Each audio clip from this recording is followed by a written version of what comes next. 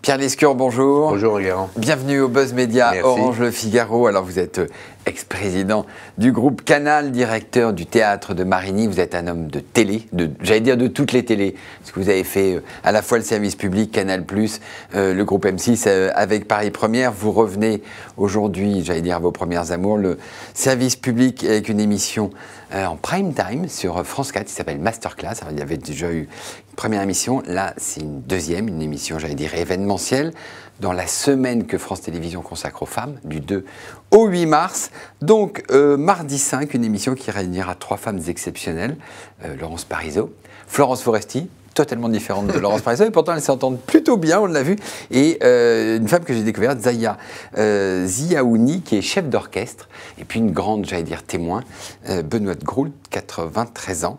Voilà.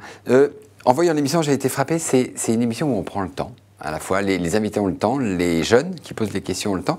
C'est produit par Marc-Olivier Fogiel, ça ne lui ressemble pas du tout comme émission. Ah, je crois que si. Si, parce qu'il a toujours envie, peut-être, pas toujours en laissant beaucoup de temps, mais il a toujours envie que les gens aillent au fond de leurs réflexions.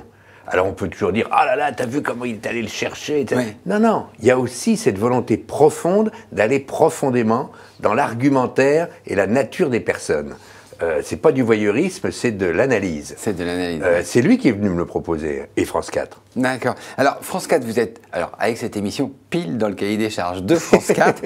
Et là, c'est pas simple. Une émission avec des jeunes, une émission, j'allais dire, de taux, culture, de service public. Aujourd'hui, France 4, j'allais dire, c'est pas très bien où elle est, c'est une espèce de bateau ivre. Qu'est-ce que vous pensez? Est-ce qu'il faut transformer France 4 en chaîne jeunesse?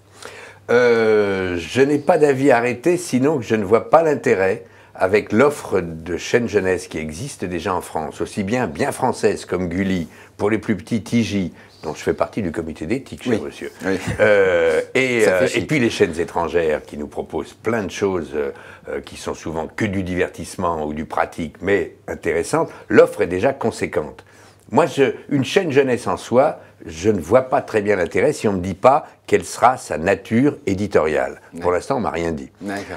Et sur donc le temps... Pas une chaîne jeunesse de plus, pour une chaîne jeunesse, voilà. Maintenant, on fait quoi de France 4 Ou alors on ancre cette démarche qui a été celle de France 4 depuis 18-24 mois, qui me semble intéressante, parce qu'on est pile poil dans ce que le service public a toujours privilégié, pourquoi pas le dire, chez les Allemands ou chez les Anglo-Saxons. C'est-à-dire qu'on ne se bat pas sur l'audience pur porc, mais on se bat sur une image éditoriale. Et quand vous faites allusion, je vous en remercie, à la qualité du temps qu'on laisse aux invités, par exemple dans la masterclass, moi ça m'avait frappé dans la première, oui, avec Jamel, Florence Aubenas et Michel Serres. On n'a pas fait un score historique, on n'était pas dans votre classement quotidien des audiences, sauf que quand on regardait la courbe, ça n'avait pas bougé. Oui. C'est-à-dire que vous n'avez pas fait fuir les dizaines de milliers qui sont venus, et là on parle en dizaines de milliers, pas en millions ni en centaines de milliers, mais les dizaines de milliers qui sont venus, ils sont restés jusqu'au bout, il y avait même une progression.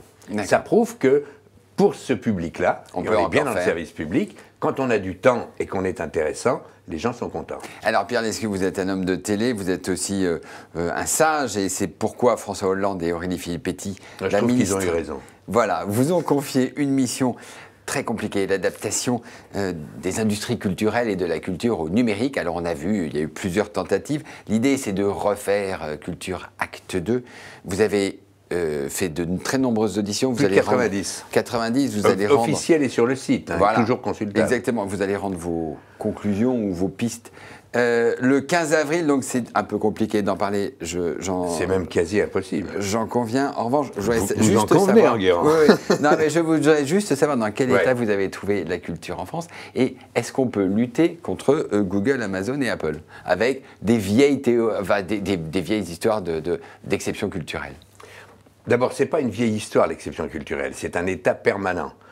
On veut ou on ne veut pas que la culture soit traitée de manière exceptionnelle, ne soit pas un produit marchand comme les autres. Je pense qu'on le veut. Il n'y a pas que nous, hein. Quand on voit la démarche plus libérale sans doute, mais la démarche des Britanniques, elle va quand même dans le même sens. Ils seront aux côtés de la France pour dire que dans les négos, USA, Union européenne, il ne faut pas traiter la culture comme les autres. Même la plupart des commissaires reconnaissent que c'est un peu différent.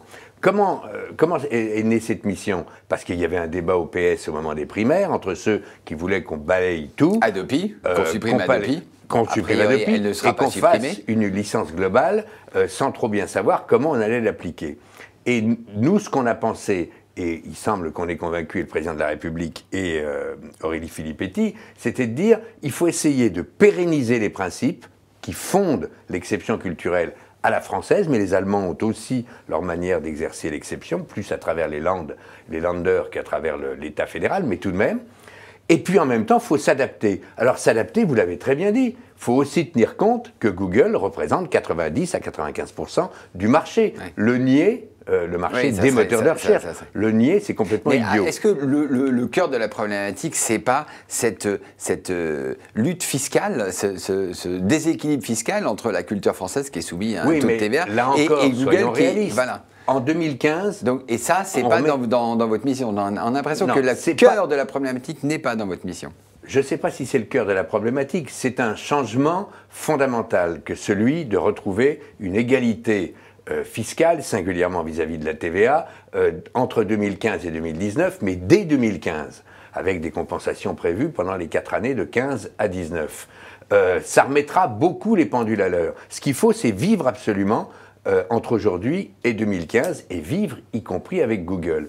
Nous, dans cette mission, on est toujours, au jour d'aujourd'hui, moi et toute l'équipe de la mission, qui est beaucoup plus jeune que moi, mais experte à divers titres, on travaille sur presque tous les sujets, sur 2 ou 3 hypothèses, parce que tout est lié et tout est contraint par un calendrier à moyen terme. Il y aura des mesures immédiates qui seront proposées, d'autres qui courront en gros entre aujourd'hui et 2015-2016. Mais vous avez présenté à chaque fois 3 hypothèses ou vous allez vous-même choisir?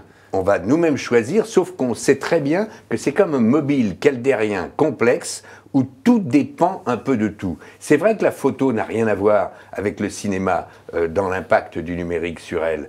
Il n'empêche que entre le cinéma, la télévision, la musique, le livre, il y a des cohérences à trouver, des équilibres à trouver, et c'est sur cet écheveau que nous bossons. Alors, on voit aussi qu'on est dans un monde de plateformes, hein, Google, Amazon, Apple sont des plateformes. Il y en a 2 françaises, des champions, Deezer et Dailymotion, mais pour s'internationaliser, pour grandir, elles sont quasi obligées d'aller chercher de l'argent aux États-Unis et donc devenir quasiment américaines. Est-ce qu'on peut conserver financièrement et aider financièrement des plateformes françaises? Moi, je pense que c'est indispensable et que nous, à la mission, mais l'État français d'une manière générale, si on ne réussit pas à donner naissance, à accompagner ceux qui existent, si on ne met pas en place des capacités de champions français, on passe à côté d'un rendez-vous industriel, économique et de services historiques. Vous plaidez pour que Dailymotion trouve un actionnaire français? Évidemment. Français et international. Aujourd'hui, on est mondial, on ne peut pas avoir que des actionnaires français. Moi, je suis totalement d'accord, mais bien sûr qu'il faut aider Dailymotion et même Deezer, tant qu'il a encore français. Un plan français. Évidemment. Pierre Lescure, merci. Donc, on vous retrouve sur France 4 le 5 mars et puis le 15 avril. Et ne loupez pas, vous l'avez dit, en plus des 3 invités de France 4 pour la Master, Benoît de Groux, 93 ans. C'est un numéro de stand-up, comme on en voit rarement chez les jeunes. Parfait. Et je disais le 15 avril, quand vous rendrez vos conclusions au président et à la ministre de la Culture. Merci et nous nous retrouvons demain. Merci. Merci. Thank you.